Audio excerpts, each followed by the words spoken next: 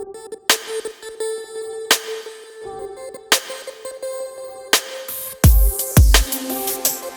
to Basil's physics classroom. So today the chapter we are gonna learn is ray optics. Okay, so as you might know that ray optics is one of the most important chapters as far as your NEET or your JEE or your KEAM or whichever entrance exam you're gonna write. As far as the exam is concerned, it is one of the most important chapters. You can guess like 2 to 3 questions from ray optics, and from wave optics also some questions will come. Okay, so in a combination you can expect like 4 questions from the chapter. This chapter can be divided into mainly some major sections. First we'll be dealing with reflection. After that we'll be moving on to, in the next video we'll be seeing about refraction. Inside refraction we'll learn about a glass lamp, then about a prism. We'll learn about total internal reflection and also about lenses. And towards the end, we'll be also discussing a video on optical instruments. Okay, so make it a point to watch each and every single of those videos, then only you will be getting an overall idea about the chapter. Okay, so in this class, I'll be starting off with reflection. Now, when you talk about the term reflection, the first thing that I have to tell you is, what is reflection? Now, reflection is actually the phenomenon in which when a ray of light is incident, on a boundary separating two mediums,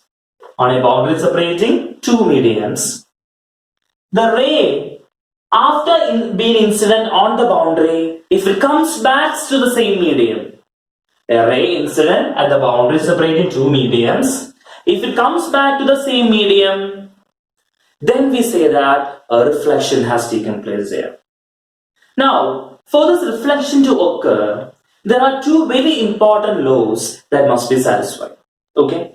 And the first law that is observed in case of reflection is that the angle of incidence is the angle made by the incident ray with the normal, and the angle of reflection, which is the angle made by the reflected ray with the normal, will be equal to each other. So if I represent the angle of incidence using I and angle of reflection using R, we can say that the angle of incidence should be equal to the angle of reflection. Okay, please don't think that this R represents refraction here. Okay, so right now that R stands for what? Reflection. Okay, so I is equal to R, which means instead of this R, we can actually use what? I itself. No issues there. Right. So the first law is angle of incidence is equal to angle of reflection.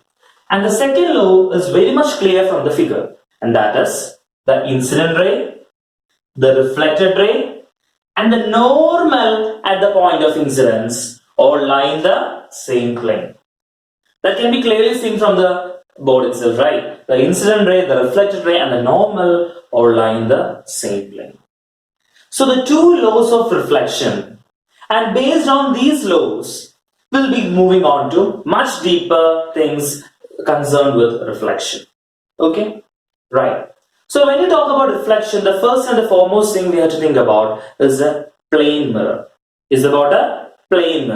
Okay? So before moving on to a plane mirror, let me introduce one more term for you that is known as angle of deviation. Now, deviation usually represented by delta, or sometimes we will use capital D also to represent that. So, angle of deviation is actually the angle between the direction of the incident ray. I have produced an incident ray like this. It is the angle between the direction of the incident ray and the reflected ray. So, this is the reflected ray, right? So, this we call it delta, angle of deviation. It is the angle between the direction of the incident ray and the reflected ray. So from the figure itself, one thing is very clear. What is that? Here, the total angle, this is straight line, right? The total should be what? 180 degree. So I can write delta deviation angle is actually equal to what? 180 minus I plus R. But we know that r is equal to I, right? So we can write like this, 180 minus 2i. So deviation is given by 180 minus 2i. What is the deviation? 180 minus 2i. Okay. Now suppose we are taking two mirrors. We are taking two plane mirrors we are going to take. So one plane mirror is kept like this, the other is like this. So this side is silvered. The dashed line shows the side which is silvered. Okay.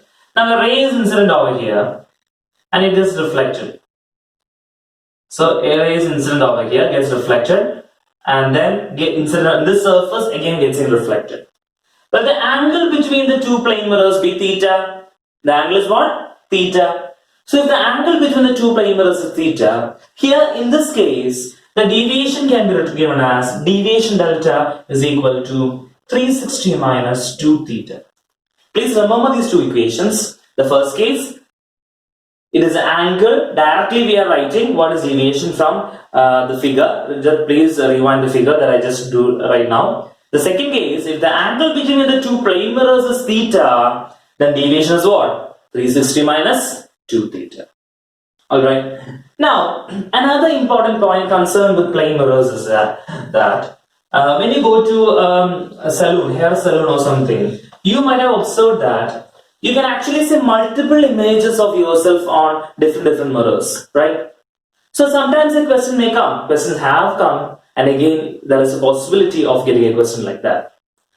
So how many number of images can be obtained when we place two mirrors at a certain angle? Okay, so how many number of images can be obtained? Say for example, two mirrors I'm taking, they are playing at an angle theta. Okay, so to find the number of images obtained when the two mirrors are kept at an angle theta, you have to remember two conditions.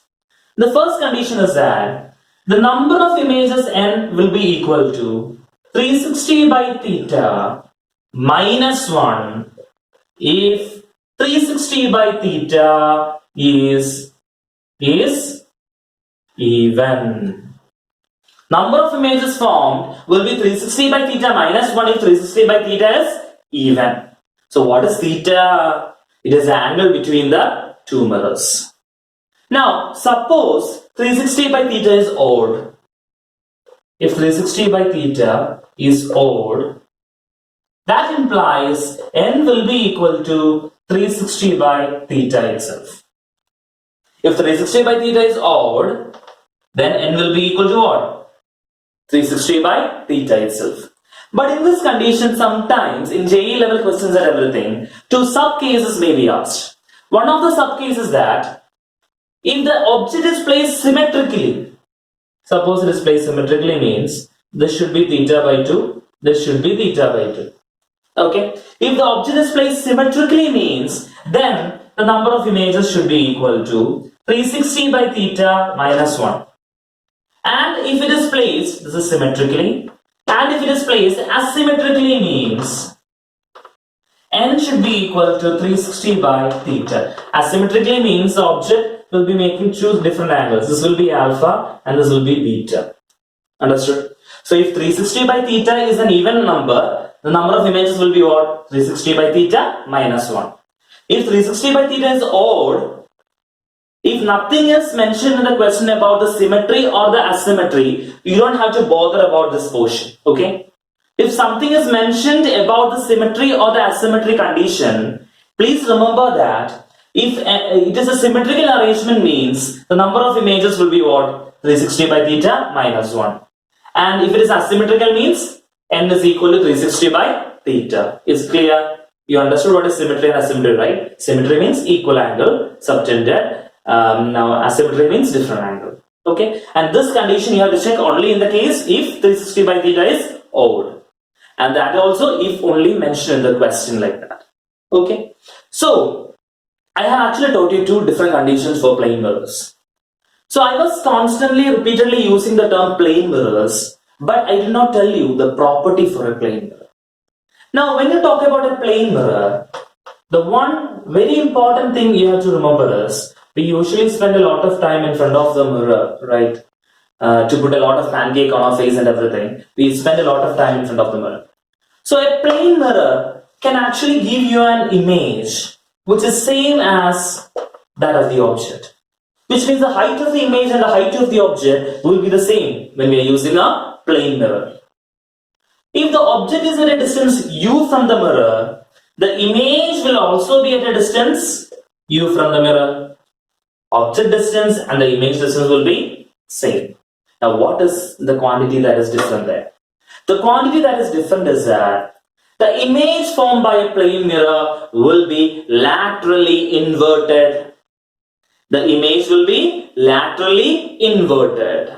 Now, when you have seen an ambulance, right? So when you see the writing on an ambulance, if you look directly at it, you cannot possibly read it.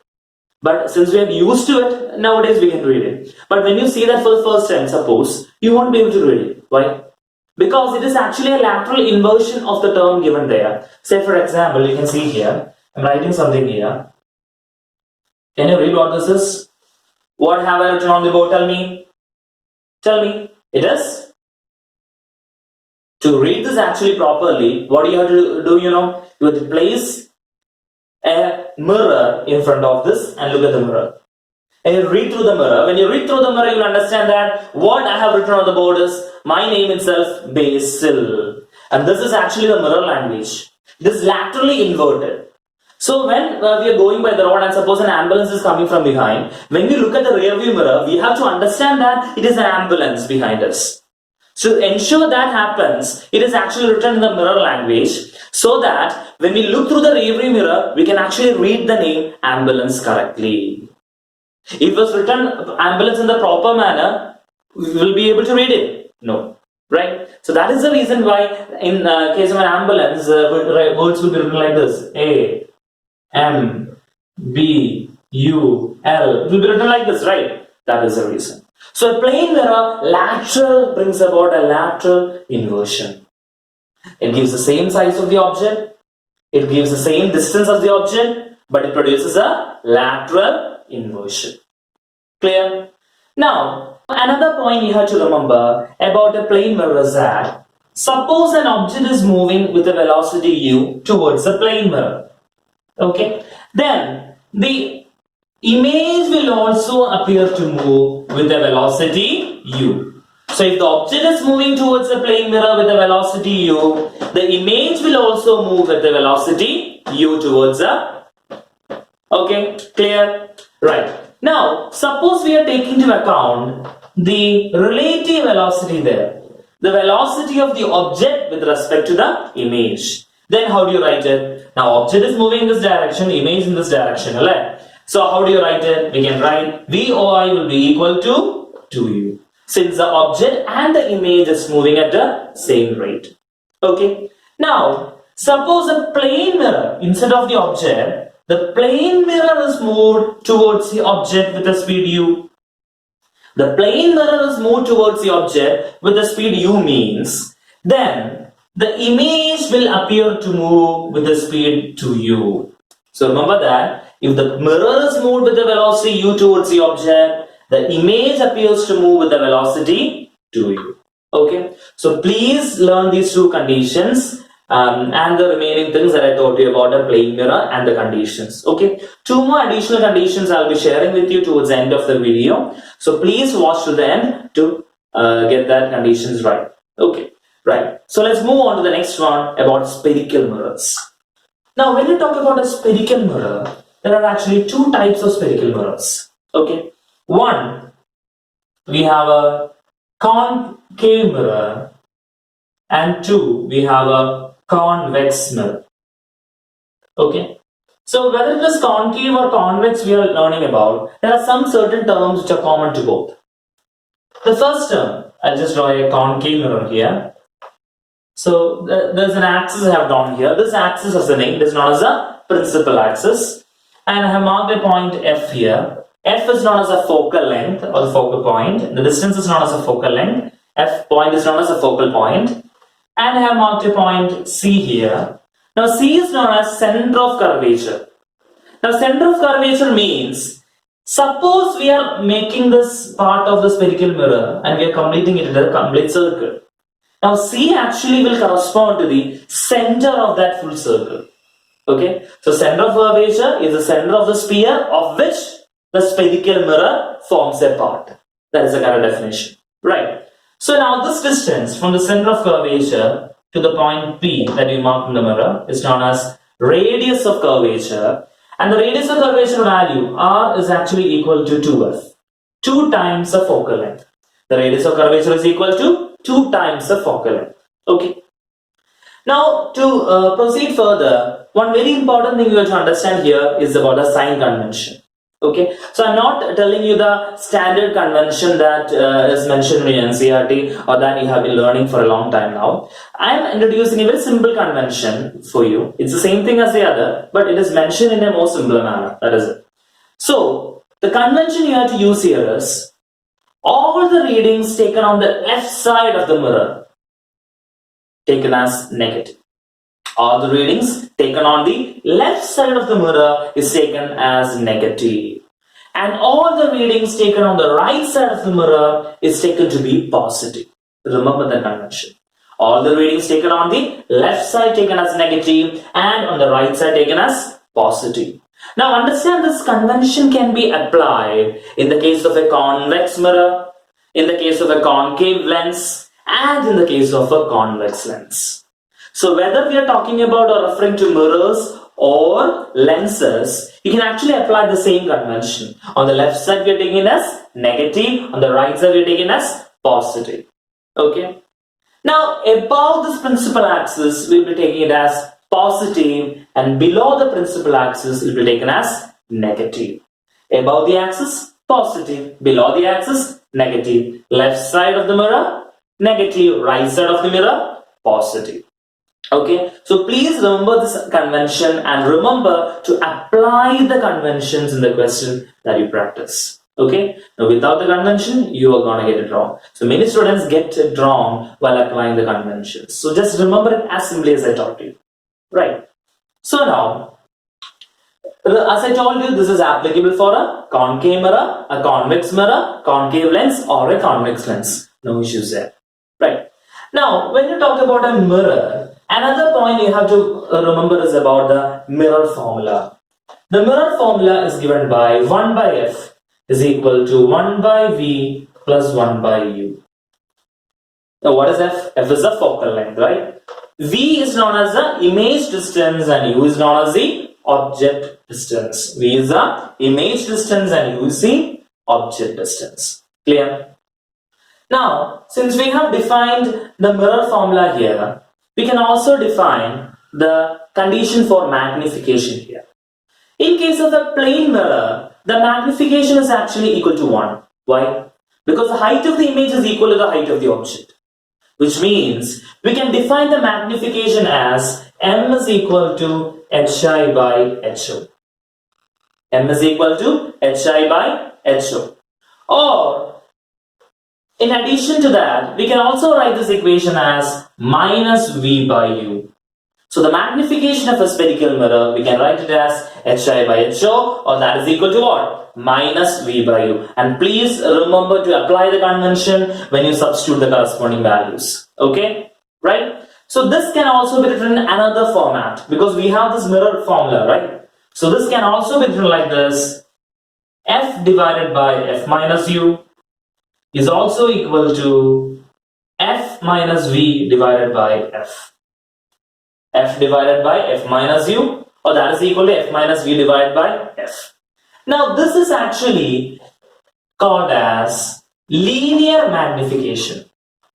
This is known as linear magnification. Now when the object is placed perpendicular to the principal axis, we also refer to this as transverse magnification or lateral magnification. What do we call it? Transverse magnification or lateral magnification. So remember all these equations, very important. Okay, any one of the equations will be asked for your examination, you will have to apply it. Clear? So we have talked about the mirror formula and the lateral or the transverse or the linear magnification. Alright. Another magnification you have to remember here is about the longitudinal magnification. What is it? Longitudinal magnification.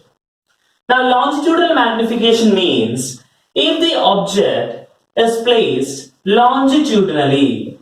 It is also known as axial magnification, okay? It is also known as axial magnification. When the object is placed like this, so this is the front portion, I'll say that it is a distance u1, the back portion is a distance u2. Okay, and the corresponding image is formed here. Supposing image is formed over here, then this distance it's v1 and this one v2. Okay, so in case of an object is placed along the principal axis, we take into account the longitudinal magnification. And this question actually came in JEE once. Okay, so if it is longitudinal magnification we are referring to, then the magnification is given by m is equal to minus v2 minus v1 divided by u2 minus u1. Minus v2 minus v1 divided by u2 minus u1. And supposing the object is very small, if the object is very small, we can use this equation m is equal to v by u the whole square. If the object is very small, we can use m is equal to v by u the whole square. Okay. Now, the third type of magnification you have to learn is area magnification. Which one? Areal magnification. Now, area magnification means, as the word indicates, it is m is equal to area of the image by the area of the object. Area of the image by the area of the object, and this will be equal to m square. I've written this is m dash. M dash will be equal to m square. So remember that areal magnification is equal to AI by AO, which is equal to the square of the linear magnification, m square. Clear? Right? So that is about areal magnification. Now, let me tell you where or what is the corresponding positions of the images formed when we are placing the object in different places. Okay? As you can see on the screen, the first image corresponds to when an object is placed at infinity. When an object is placed at infinity, you can see that the image is formed at the focal point or the focus. Now in the second figure you can see that when the object is placed at a point beyond C, you can see that we are getting a real inverted image which is also diminished in between that of C and F. Okay. Now suppose we are placing it at C. You can see that in the next figure. If I am placing the object at C, where am I obtaining the image? The image is obtained at C itself.